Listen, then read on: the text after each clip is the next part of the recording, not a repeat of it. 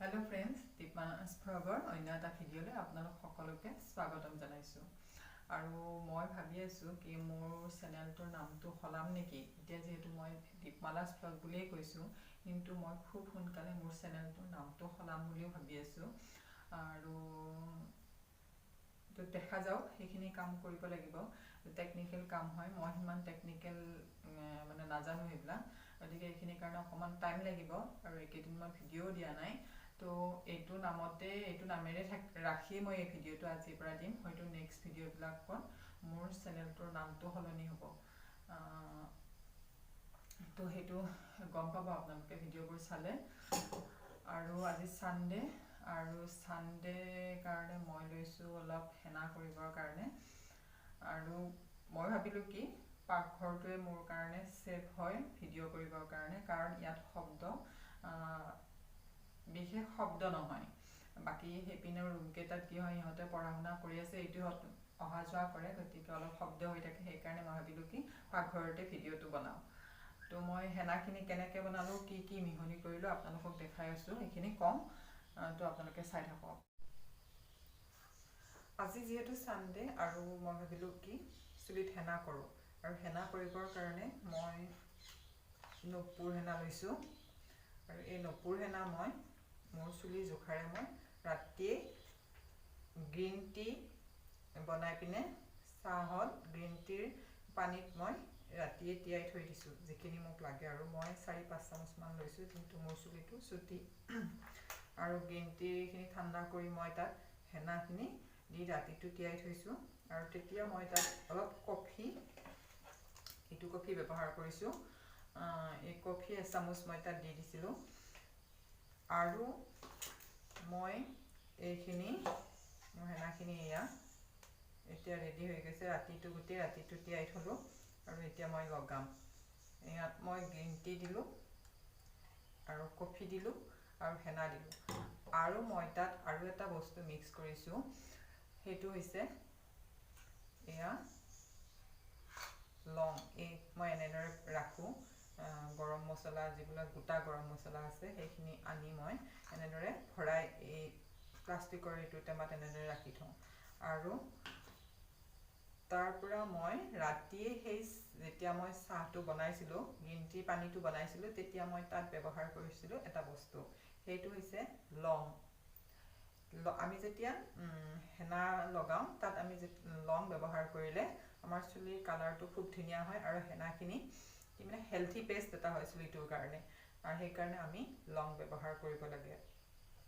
তো এইটো হল সিক্ৰেট বহুতেও নাজানে বহুতে এইটো জানে তো চুলিখিনিৰ কাৰণে কালাৰ আৰু চুলিখিনি হেলথিৰ কাৰণে আমি লং ব্যৱহাৰ কৰিব পাৰো তো মই দিছো সেই কাৰণে আপোনালোকক দেখালো কালি যেহেতু মই ইমান লৰাদৰি মোৰ ভিডিঅ'বিলাক তেনেকুৱাই হয় মই মুখেৰেহে কওঁ আচলতে কি কি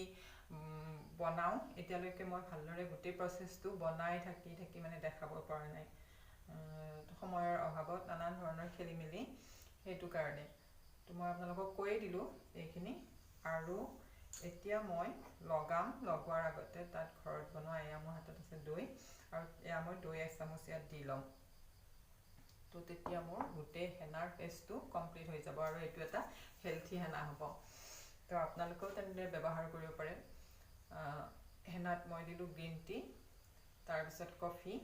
আৰু নপুৰ হেনা ব্যৱহাৰ কৰিলো আৰু লংটো সিক্ৰেট হয়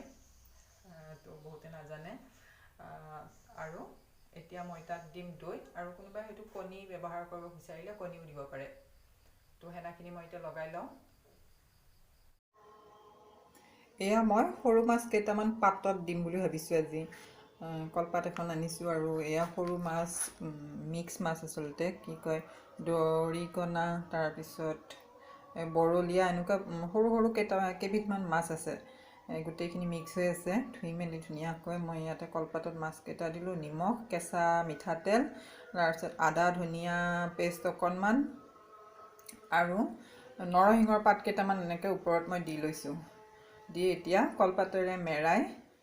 মই গেছত ইয়াক সিজিবৰ কাৰণে দিম চাওঁ কেনেকুৱা হয় মোৰ হিমান বনোৱাৰ মানে হিমান অভ্যাস নাই এইটো তো চাওঁ আৰু আজি কেনেকুৱা হয় এয়া মোৰ মাছ পুৰা যোগাৰ মানে মই কি চিষ্টেম লগাইছোঁ মাছ পুৰা মানে কি মাছ পিটিকা খাবৰ কাৰণে পুৰা নহয় আচলতে মাছ কলপাতত দি মানে ভাপত বইল কৰাই হ'ব নেকি এইটো খাবৰ কাৰণে মই আজি কি একদম প্ৰচেছ লগাইছোঁ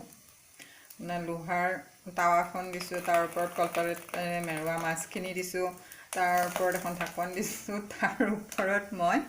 এয়া শিলটো পতা পিহনাৰ যিটো শিল থাকে সেইটো শিল দিছোঁ এতিয়া গৈ মাছ পিটিকা কি হয় দেখা যাব আৰু 15 মিনিটমান পিছত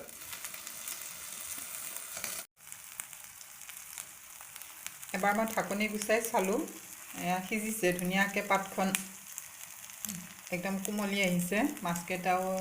ধুনীয়াকৈ সিজিছে আৰু এটা ধুনীয়া গোন্ধ ওলাইছে তো খাবলৈ বেয়া নহ'ব কিজানি মানে এটা ভয় কৰি আছিলোঁ কেনেকুৱা তিতা হয় নেকি কিবা গোন্ধাই কেনেকুৱা কিন্তু নাই ভবাৰ নিচিনা হোৱা নাই যিটো ভাবিছিলোঁ মানে সেইটো হোৱা নাই তাৰ ওলোটাটো হৈছে মানে ভাল হৈছে আপোনালোকে মোৰ ভিডিঅ'টো চাই হয়তো নিশ্চয় ভাল পালে আৰু যদি ভাল পালে তেতিয়াহ'লে ভিডিঅ'টো চোৱাৰ শেষত মোৰ চেনেলটো ছাবস্ক্ৰাইব কৰি দিব আৰু এটা লাইক কৰিবৰ কাৰণে নাপাহৰিব আৰু এই লাইক আৰু ছাবস্ক্ৰাইব পালে মোৰ নেক্সট এটা ভিডিঅ' বনাবৰ কাৰণে উৎসাহ বাঢ়িব আৰু খুব সোনকালে মই আপোনালোকক নেক্সট এটা ভিডিঅ' দেখাবৰ কাৰণে চেষ্টা কৰিম ধন্যবাদ